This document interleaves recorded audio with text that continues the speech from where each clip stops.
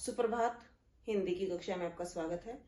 आज कुछ महत्वपूर्ण तथ्य अलंकारों के बारे में, एक समरणीय बिंदु की तरह हम इनको देख सकते हैं। कंक्लूजन कैसे हम इनको याद रख सकते हैं। काव्य में अलंकारों के प्रयोग से सौंदर्य एवं चमत्कार आता है, मतलब अच्छा लगता है।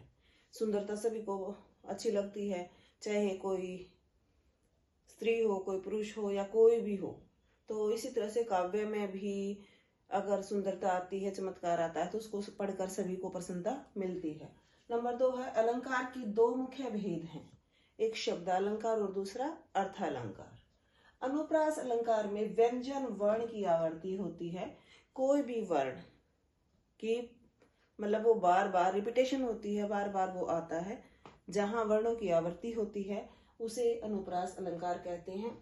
यमक में शब्द जितनी बार आता है उतने ही अर्थ होते हैं, कि एक शब्द है वो 2 बार आएगा या 3 बार आएगा, लेकिन जो उनके अर्थ होंगे वो अलग अलग होंगे। ठीक है। और श्लेष क्या होता है? अलंकार में, श्लेष अलंकार में एक शब्द एक बार ही आता है, परंतु उसके अर्थ कई होते हैं। ठीक है। जैसे धरती की छाती को देखो, सूखी इसकी कितनी कलियां। तो कलियां फूल के खिलने की पहले की अवस्था होती है। जो छोटे छोटे बच्चे होते हैं उनको भी कलियां बोला गया है। तो शब्द एक होता है लेकिन उसके अर्थ अनेक होते हैं। उपमा और रूपक में उपमान उपमेय का मेल होता है, ये समानता दर्शाता है। उपमेय जिसकी तुलना की जाती है और उपमान जिससे तुलना की जाती है। ठीक है। उत्प्रेक्षा में संभावना कि ये चीज है नहीं लेकिन ऐसी होने की संभावना की जाती है। ठीक है। अगला है अतिशयोक्ति। अतिशयोक्ति में बात को बढ़ा चढ़ा कर कहा जाता है। हनुमान की पूंछ में लगन न पाई आग, लंका सगरी जल गई गए निशाचर भाग। अर्थात हनुमान की पूंछ में तो आग भी नहीं लगी थी, उससे पहले सारी लंका जल गई। तो ये अतिशयोक्ति है, किसी बात को बढ़ा चढ़ाकर बोला जाता है, तो अतिशयोक्ति अलंकार होता है।